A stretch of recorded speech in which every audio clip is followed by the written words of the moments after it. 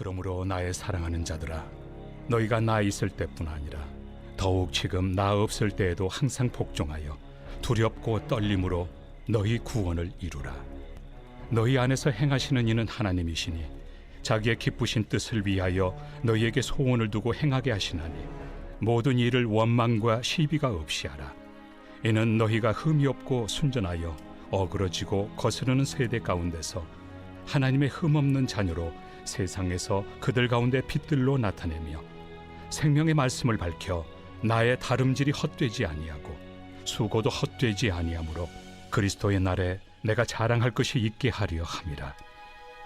만일 너희 믿음의 재물과 섬김 위에 내가 나를 전제로 드릴지라도 나는 기뻐하고 너희 무리와 함께 기뻐하리니 이와 같이 너희도 기뻐하고 나와 함께 기뻐하라. 올해 여러분들이 어떻게 지내오셨습니까? 아마 고생을 많이 하셨을 겁니다. 고생을 하면서 이렇게 지나오다 보니까 벌써 추수감사절이 되었네, 이런 좀 느낌입니다.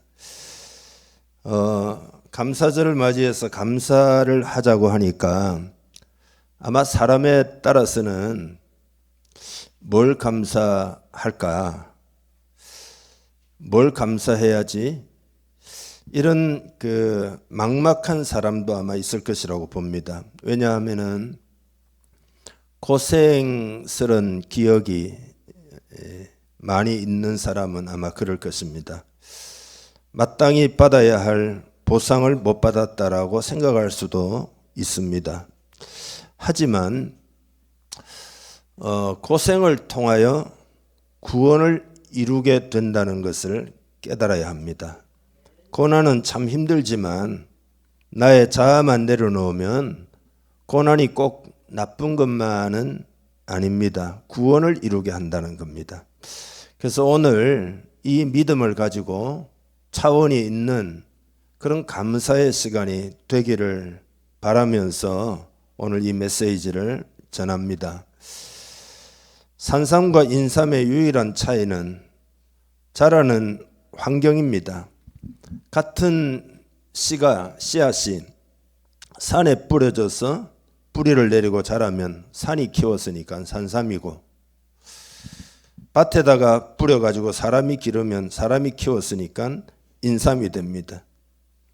그러니까 인삼은 자라기 좋은 온도와 습도에서 충분한 영양을 공급받기 때문에 당연히 인삼의 환경이 산삼의 환경보다 좋은 환경이겠죠. 그렇지만 인삼은 수명이 길어야 6년이고 4년쯤 되면은 굉장히 썩기가 쉽다고 그러죠. 그러니까 대부분은 그 전에 수확을 한다고 그러죠.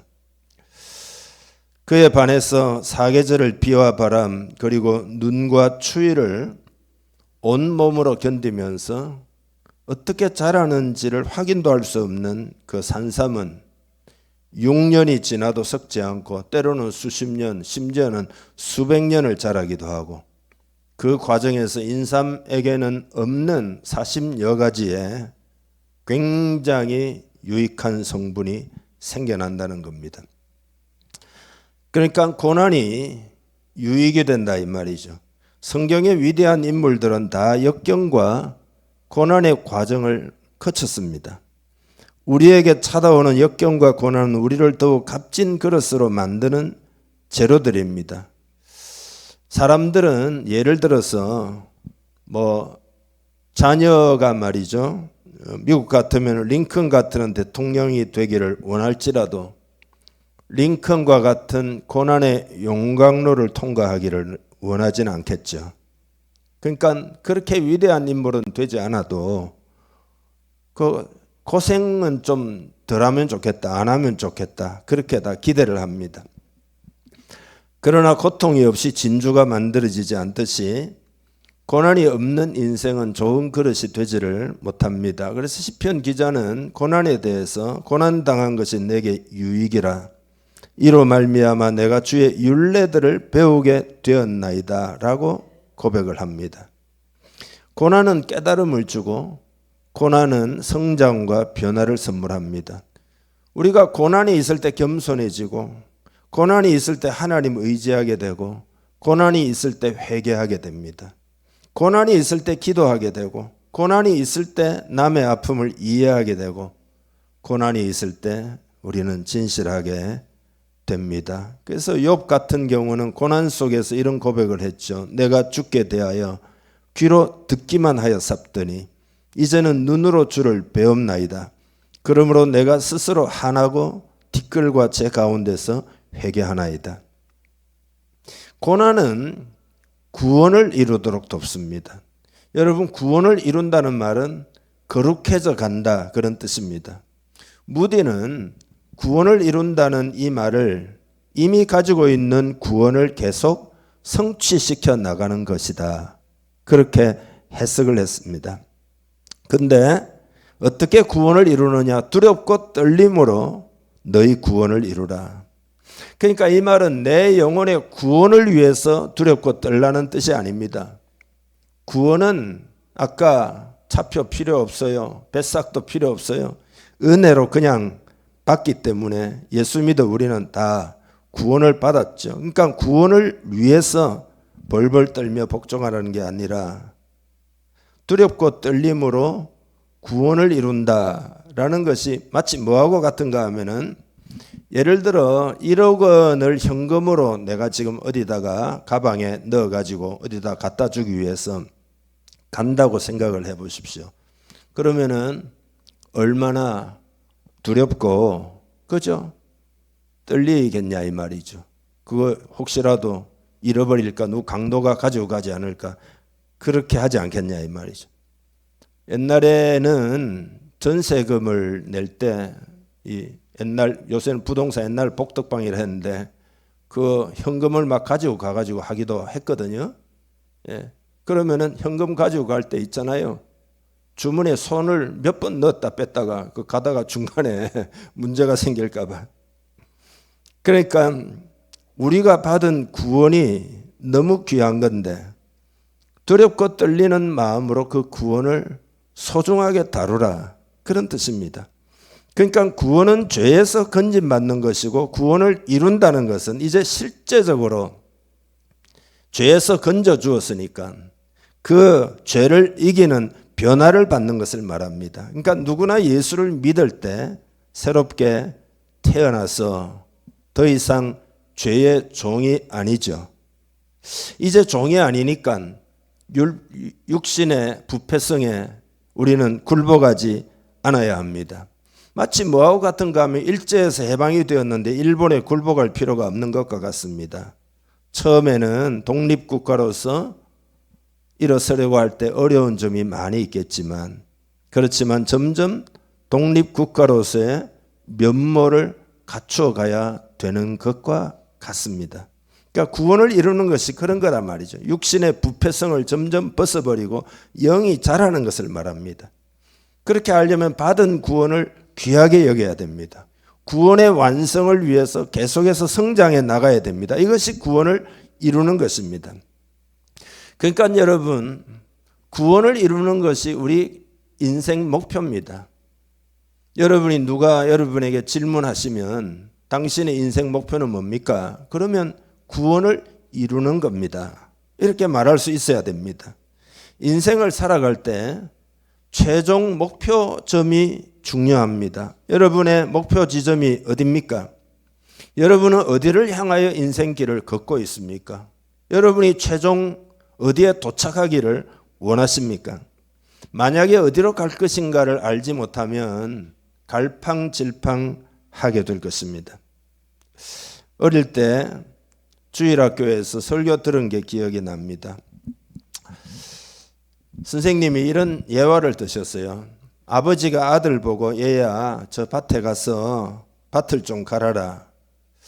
근데 이제 소를 쟁기를 잡고 소를 몰고 밭을 갈아야 되는데 하나의 기준을 탁 잡고 그렇게 갈아야 된다. 그렇지 않으면 그거 잘 안 된다.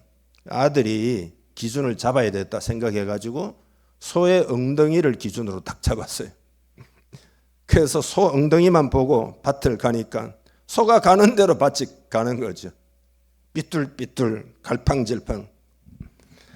그래서 아버지가 다 갈았냐? 예, 다 갈았어요. 그러니까 가보니까 엉망진창이거든요. 그래서 아들 보고 하는 이야기가 소 엉덩이 보지 말고 저 멀리 있는 나무를 쳐다보고 그리고 갈아라. 그렇게 해보니까 똑바로 밭을 갈 수가 있게 되었다. 이제 이런 예화예요. 그러니까 우리 인생이 마찬가지입니다. 목표 지점이 반드시 있어야 합니다. 이것이 중요합니다. 만약 삶에 목표가 없고 그냥 뭐 등 따시고 배부르면 된다, 이런 식으로 인생을 살아가면 어떻게 될까요? 여러분, 우선은 등 따시고 배부른 것은 있잖아요. 그건 현실이 아니에요. 예, 그건 현실이 아니에요. 그런 인생은 없습니다. 신기루와 같습니다. 절대 아무 일도 없는 그런 삶은 존재하지 않습니다. 그래서 하나님을 믿으면 평탄한 삶을 산다, 이런 믿음을 만약에 여러분이 가지고 있으면 여러분은 무신론자가 될 가능성이 있습니다. 왜냐하면 고통스러운 일을 겪을 때 예수 믿어도 아무 소용이 없네, 나는 좀 편안하려고 예수를 믿었는데 똑같네, 이렇게 하여 신앙의 등을 돌리게 된다, 이 말이죠. 믿음이라고 하는 것은 여러분을 고통으로부터 즉시로 건져주고 즉시로 지켜주는 게 아닙니다. 믿음은 삶에 대한 새로운 통찰력을 가지게 만듭니다. 새로워진 마음으로 하나님을 보고 새로워진 마음으로 환경, 세상을 바라보게 하여 근원적으로는 고통을 경감시켜 줍니다. 그러니까 하나님은 어려움을 통해서 우리를 성장시켜 가지고 더 깊은 평안 가운데로 인도하시는 겁니다. 그래서 믿음이 좋은 사람에게도 나쁜 일은 얼마든지 일어날 수 있습니다. 우리가 사는 세상이 그런 겁니다. 우리가 사는 세상이 그래요. 불합리한 일들이 여전히 많이 존재하고 있습니다. 아니, 그래서 순교도 당하는 거잖아요. 그게 현실이에요. 그러니까 난공불락의 요새 속에서 안전하게 보호되기 위하여 하나님을 믿는다면 그건 잘못된 신앙입니다. 오히려 믿었기 때문에 당하는 어려움도 있어요. 빌립보 1장 29절에 보면 그리스도를 위하여 너희에게 은혜를 주신 것은 다만 그를 믿을 뿐 아니라 또한 그를 위하여 고난도 받게 하려 하심이라. 믿는 자의 새로운 고난이 있습니다. 그렇지만 그 고난이 있고 어려움이 있지만 만약에 하나님이 주신 목표 지점을 정확하게 바라보면은 그 사람은 고난 가운데 성장하게 됩니다. 우리가 만나는 문제를 통하여 점점 더 거룩해져 간다, 이 말이죠. 대학에서 공부를 한 젊은 두 친구가 백화점에 입사를 했습니다. 이 젊은이들은 경영부서의 보직을 받을 걸로 기대를 했습니다. 그런데 친구 둘 함께 엘리베이터를 안내하는 일을 맡게 되었어요. 그래서 한 친구는 크게 실망하고 백화점을 그만두었고, 그러나 다른 한 젊은이는 엘리베이터 안내하는 일을 기꺼이 해보겠습니다 해서 감당을 합니다. 근데 엘리베이터 안내를 하면서 장점이 뭐냐? 고객들을 쉽게 만나는 거죠. 고객들의 구매 심리를 파악하는 기회로 삼았어요. 얼마 안 되어 가지고 부서 책임자가 되고 나중에는 최고 경영자가 되었습니다. 여러분, 지어낸 이야기가 아니에요. 미국의 백화점 왕 페니의 이야기입니다. 페니가 95세 되었을 때 당시에 노만 빈센트 필 목사가 이런 질문을 합니다. 당신께서는 인생을 살면서 온갖 어려운 문제를 다 겪었을 텐데 당신의 문제 해결 철학이 뭡니까? 이렇게 질문을 해요. 그러니까 페니가 하는 이야기가, 목사님, 저는 어떤 문제를 만나면 먼저 하나님께 감사를 드립니다. 문제를 주심에 감사합니다. 왜냐하면 하나님의 은혜를 받아서 문제를 하나하나 극복할 때마다 나의 믿음이 강해지고 나의 인격이 성장하고 앞으로 더 큰 문제를 대면할 만발의 준비가 되기 때문입니다. 그렇게 말했어요. 여러분, 오늘 우리는 이런 차원에서 감사하는 사람이 되기를 원합니다. 그러면 우리는 인생에서 반드시 승리할 수 있습니다.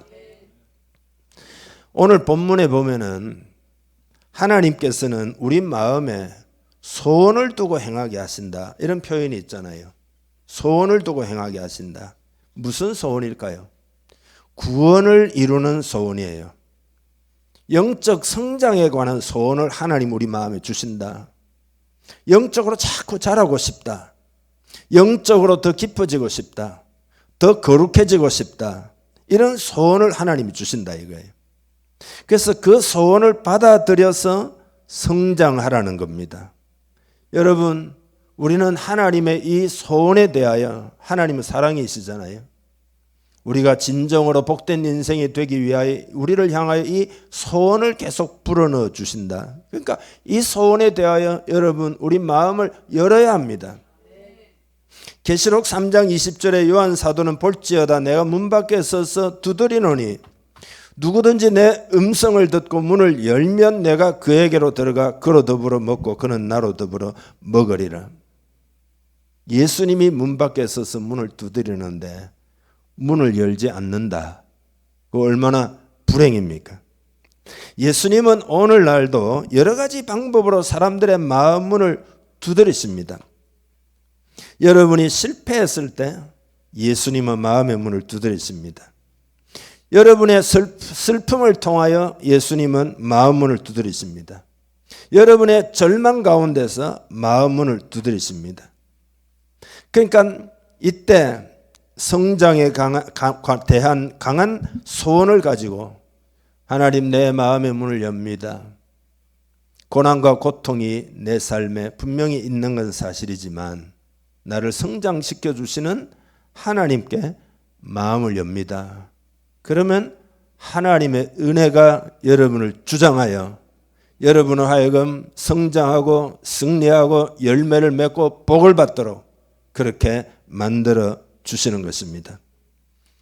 우리가 예수 믿기 전에는 흠투성이였어요. 그렇지만 예수 믿고 나면 목표가 생긴다 이거죠. 영적 성장의 목표가 생긴다. 그래서 목표 지점으로 가면서 흠들이 하나씩 떨어져 나가는 거란 말이죠. 그래서 점점 온전해집니다.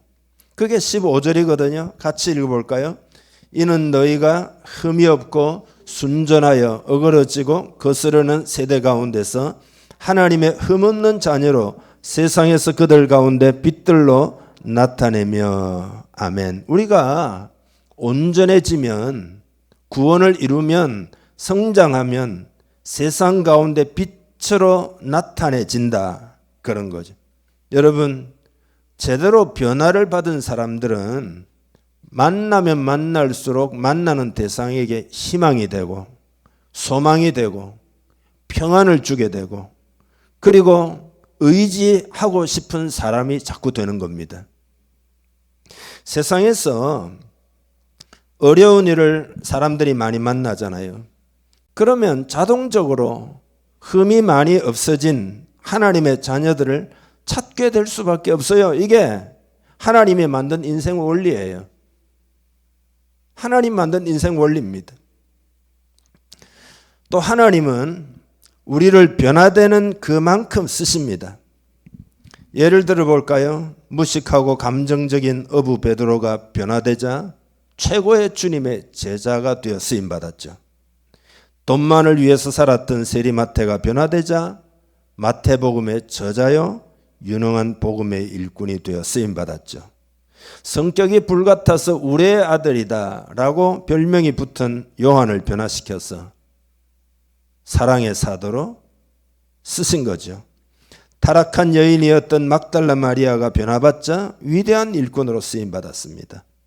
그런가 하면 편견이 많고 완악한 사울을 하나님이 교회 역사 가운데 가장 위대한 사도로 전도자로 사용하셨죠. 예수님의 초상화를 그린 분 중에 워너 셀먼이라는 분이 있습니다. 사실은 뭐 보고 그린 건 아니가 초상화가 아니라 뭐 상상화죠. 워너 엘리아스 셀먼 1892년도에 태어나서 1968년까지 살았는데 미국 시카고의 화가였습니다. 성화를 주로 그렸는데 프리랜서로 일러스트레이터로도 일하면서 광고물을 제작하기도 했습니다.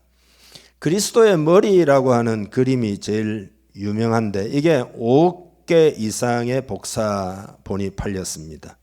1994년에 뉴욕타임즈는 워너 셀먼을 금세기 가장 알려진 예술가로 선정을 했습니다. 이 사람은 믿는 가정에서 태어나서 주일학교에 다녔습니다. 그런데 주일학교에서 선생님이 자꾸 성경 그림 있잖아요. 그런 것들을 이제 카드를 자꾸 내주니 그걸 받아서 모으고 그러는 가운데 이 어린 아이의 마음속에 내가 미술가가 되어야 되겠다는 생각이 자꾸 커져만 갔습니다. 나중에 신학교를 다녔는데 교장 선생님이 부탁을 합니다. 지금 이 세계는 당시 상황에서 여성적인 그리스도가 아니라 남자다운 그리스도의 그림을 필요로 하고 있다는 거예요. 그래서 네가 한번 재능이 있으니까 그려줄 수 있겠냐. 사실 여러분 주님은 목공소에서 일하셨잖아요. 40일을 금식기도도 하시고 광야에서 시험도 받으시고 이기시고 성전에서 돈 바꾸는 사람을 몰아내고 개혁을 하시고 분명히 예수님은 강하고 억센 면이 있습니다. 그래서 이러한 생각이 이 셀먼의 마음에 불을 질렀어요. 나중에 The Covenant Companion이라고 하는 종교 잡지의 미술 편집자가 되는데 1924년 2월호 표지 그림을 맡게 되어 가지고 그거를 이제 준비를 하는데 표지 위에다가 예수님 모습을 그리는데 젊은 이들에게 수긍이 갈 만한 그림을 그리고 싶어 했어요, 당시에. 근데 아무리 생각을 해도 머릿속에 떠오르지가 않고 마감 날짜가 되도록까지 자꾸 생각이 안 나고 그 침대에 누워도 잠이 오지 않고 그렇게 몇 날 며칠을 뒤척뒤척 하다가 어느 날 새벽 2시에 예수 그리스도의 모습이 상상 속에서 뚜렷하게 보게 됩니다. 너무 분명하게 그게 백지 위에 딱 그러니까 뭐 도화지라 그럴까요? 그 위에 딱 나타나는 느낌을 가졌어요. 그래서 새벽에 화실로 가가지고 그 모습을 스케치를 하고 그 다음 날 완성해 가지고 회사에 제출을 해요. 근데 그 그림이 10년이 넘도록 세인의 관심을 받지를 못합니다.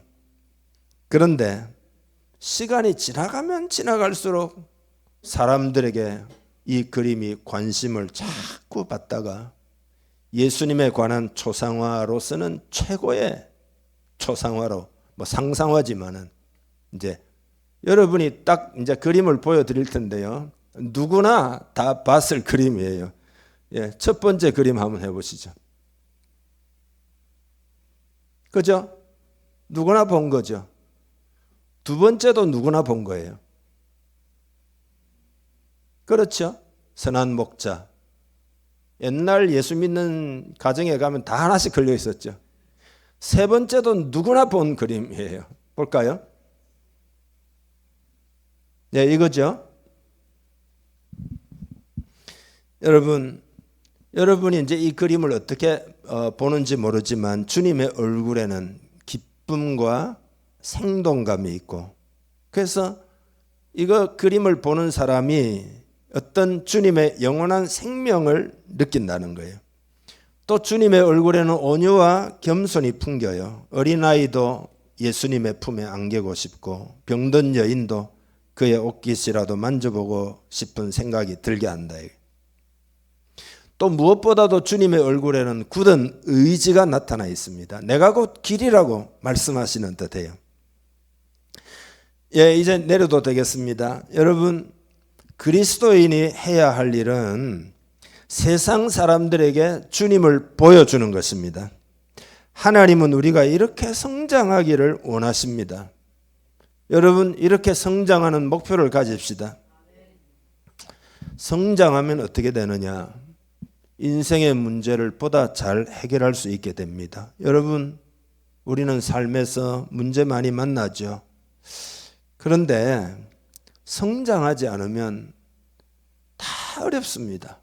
문제를 절대 해결할 수가 없어요. 겨우겨우 버티는 거지 해결할 수가 없어요. 해결한다고 해도 그냥 내 수준에서 해결하는 것밖에 안 됩니다. 그렇지만 영적으로 자라서 구원을 이루게 되면 보다 더 잘 해결할 수 있는 줄 믿으시기 바랍니다.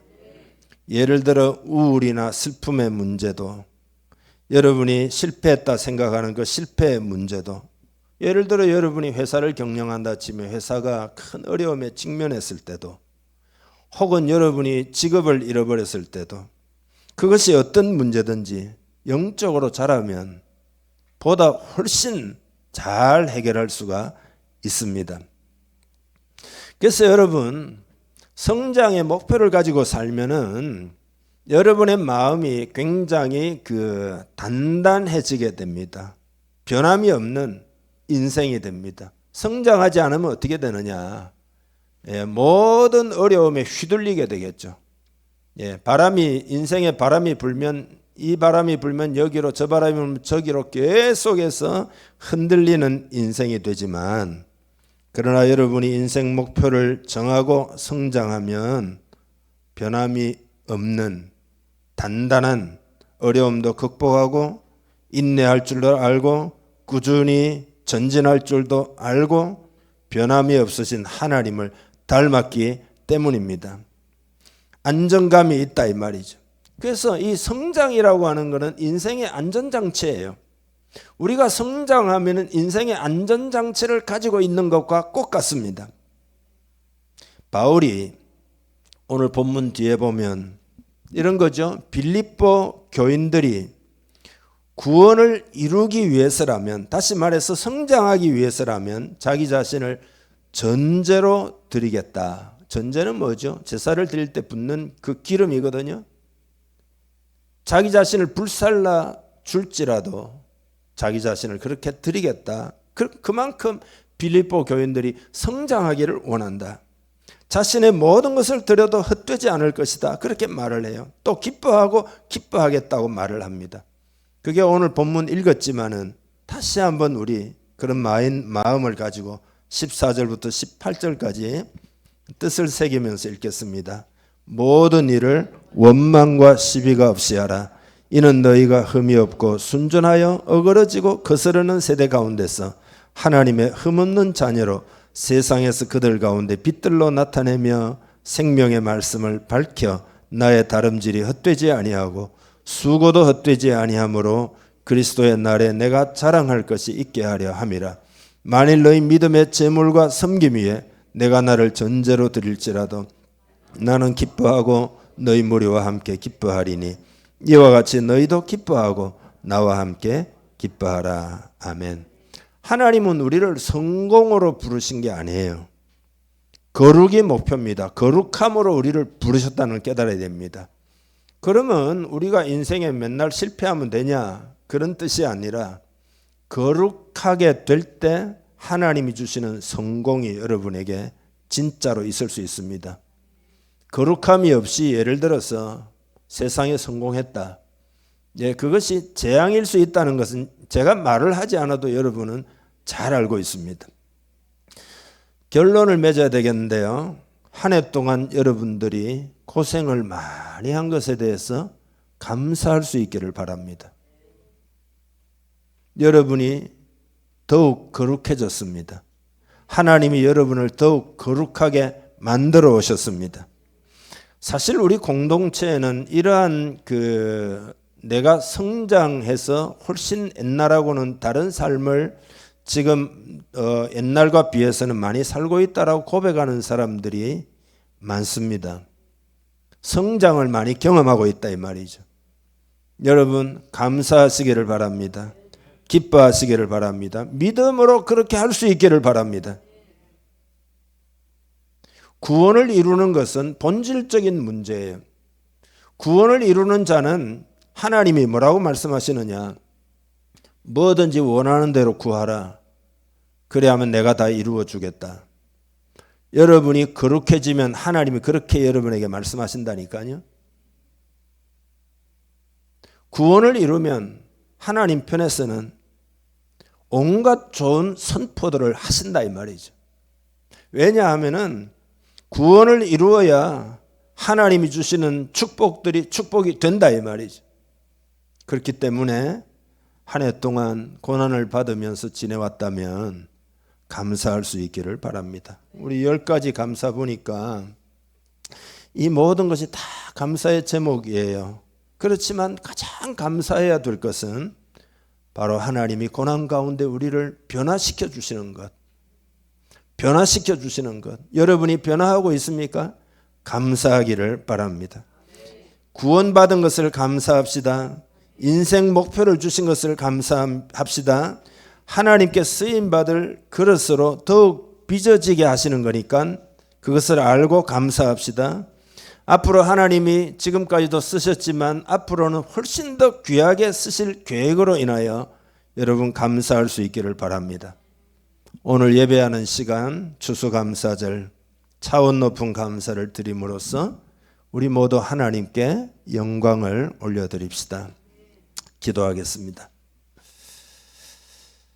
오늘 하나님이 여러분에게 주신 말씀을 마음으로 깊이 받아들인다라고 고백하시기를 바랍니다. 그렇습니다. 하나님, 때로는 내가 급급해가지고 하나님 주신 내 인생의 목표를 잊어버리고 방황하며 살았지만 그러나 그 가운데서도 하나님은 나를 성장시키고 성장시켜 주셨다는 것을 깨닫고 오늘 감사하기를 원합니다. 감사의 결단을 하면 여러분 인생 크게 승리할 수 있습니다. 하나님 그렇게 되기를 원합니다. 간절히 우리 함께 기도하겠습니다. 하나님 아버지, 주의 뜻이 이루어지기를 간절히 원합니다.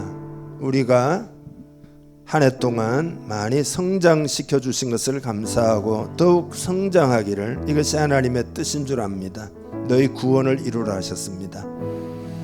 하나님 아버지, 우리는 고난 가운데 때로는 원망했고 때로는 시시비비를 가렸지만 그러나 모든 일을 원망과 시비가 없이 하라. 흠이 없고 순전하고 어그러지고 거스르는 세대 가운데서 흠없는 자녀로 빛으로 나타내기 위함이라 오늘 말씀하셨사오니 주여, 우리가 성장케 됨을 감사하고 앞으로 더욱 성장하고 하나님의 영광이 공동체에 나타날 뿐만 아니라 제 가운데 방황하는 이 세상이 주님께로 돌아와서 진실로 복을 받는 부흥을 주시기를 간절히 원합니다. 그날에 주의 영광 주의 나라 임하겠네 찬송했사오니 그런 은혜를 이 땅에 부어 주옵소서. 세상적으로 보면 점점 소망을 잃어가는 시대인 것을 하나님 우리는 보고 있습니다. 그러나 예수 그리스도 안에서 소망을 품습니다. 희망을 가지며 하나님 나라 이루어지기를 간절히 원합니다. 이 땅을 변화시켜 주시고 다음 세대를 변화시키시고 이 시대의 모든 사람을 축복하여 주시옵소서. 거기에 쓰임받는 하나님의 귀한 사람들 다 되게 하여 주시옵소서. 그런 목표를 가지고 오늘도 은혜를 베푸신 하나님께 감사를 드리며 축복하고 예수님의 이름으로 기도하옵나이다.